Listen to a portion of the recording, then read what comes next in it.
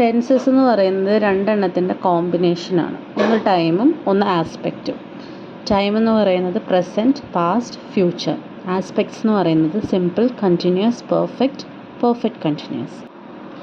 ഇതുപോലെ ടൈമും ആസ്പെക്റ്റും തമ്മിൽ ജോയിൻ ചെയ്യുമ്പോഴാണ് നമുക്ക് 12 ഡിഫറെൻറ്റ് ടെൻസസ് കിട്ടുന്നത്. ഒരു എക്സാമ്പിളാണ് പ്രസൻറ്റും സിമ്പിളും കൂടെ ചേർക്കുമ്പോൾ നമുക്ക് സിമ്പിൾ പ്രസൻറ്റ് ടെൻസ് കിട്ടും.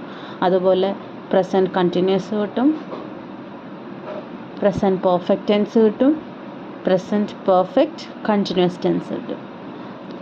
ഈ സെയിം വേ കൂടെ നമുക്ക് പാസ്റ്റിൻ്റെയും ഫ്യൂച്ചറിൻ്റെയും നമുക്ക് എന്ത് ചെയ്യാൻ പറ്റും, ടെൻസസ് കണ്ടുപിടിക്കാൻ പറ്റും. ആദ്യം നമുക്ക് സിമ്പിൾ പ്രസൻറ്റ് ടെൻസ് നോക്കാം. സിമ്പിൾ പ്രസൻറ്റ് ടെൻസ് ആപ്ലിക്കബിൾ ആയിട്ടുള്ളത് ഒരു റിപ്പീറ്റഡ് ആക്ഷൻ, ഒരു ഹാബിച്വൽ ആക്ഷൻ വരുമ്പോൾ, ഒരു യൂണിവേഴ്സൽ ഫാക്റ്റ് വരുമ്പോഴെല്ലാം നമ്മൾ സിമ്പിൾ പ്രസൻറ്റ് ടെൻസ് വേണം യൂസ് ചെയ്യാൻ. ഒരു എക്സാമ്പിളാണ് he goes out for a walk every day. അതൊരു ഹാബിച്വൽ ആക്ഷനാണ്. എല്ലാ ദിവസവും ഒരാൾ നടക്കാൻ പോകുന്നുണ്ട്. He goes out for a walk every day. Next, my father visits temple thrice a week. അതും എന്താണ്, ഒരു ഹാബിച്വൽ ആക്ഷനാണ്. ഇനി ഒരു യൂണിവേഴ്സൽ ഫാക്റ്റിൻ്റെ ഒരു എക്സാമ്പിൾ നോക്കാം. The sun rises in the east. അല്ലേ, അതൊരു ജനറൽ ട്രൂത്താണ്, ഒരു പെർമനൻറ്റ് ട്രൂത്താണ്. അത് നമുക്കൊരിക്കലും മാറ്റാൻ പറ്റില്ല. അതിനെയാണ് നമ്മൾ യൂണിവേഴ്സൽ ട്രൂത്ത് എന്ന് പറയുന്നത്. അടുത്തൊരെണ്ണം, water boils at 100 degree Celsius.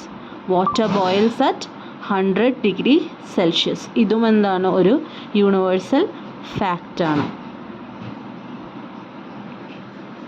ഇതെങ്ങനെയാണ് നമ്മൾ എഴുതുന്നത്? ഒരു സബ്ജക്റ്റ് എന്ന് പറഞ്ഞാൽ ആരെക്കുറിച്ചാണോ ആ സെൻറ്റൻസിൽ സംസാരിക്കുന്നത് ആ ആളാണ് ആ സെൻറ്റൻസിൽ സബ്ജക്റ്റ്. പിന്നെ ഇതിൻ്റെ ഫോം എങ്ങനെയാണ്? Subject plus V1 plus object. ഇപ്പോൾ സബ്ജക്റ്റ് എന്താണെന്ന് പഠിച്ചു. ഇനി V1 എന്താണ്? ഫസ്റ്റ് ഫോം അല്ലെങ്കിൽ root form of the verb. നമ്മൾ പാസ്റ്റ് ടെൻസ് ഒന്നും അല്ലാതെ നമ്മൾ ഡയറക്റ്റ് ആ ഒരു കറക്റ്റായിട്ടുള്ള വേർബ് എഴുതുന്നത്. അതായത് ഗോ ആണെങ്കിൽ ഗോ ഒന്നും എഴുതാതെ ഗോ തന്നെ നമ്മൾ എഴുതും. ഡയറക്റ്റ് സബ്ജക്റ്റ് കഴിഞ്ഞ് വേർബ് വരും. ഓക്സിലറി വേർബ് ഒന്നും ഇൻ ബിറ്റ്വീൻ ഇല്ലാതെ സബ്ജക്റ്റ് കഴിഞ്ഞ് ഡയറക്റ്റ് വേർബ് വരുന്ന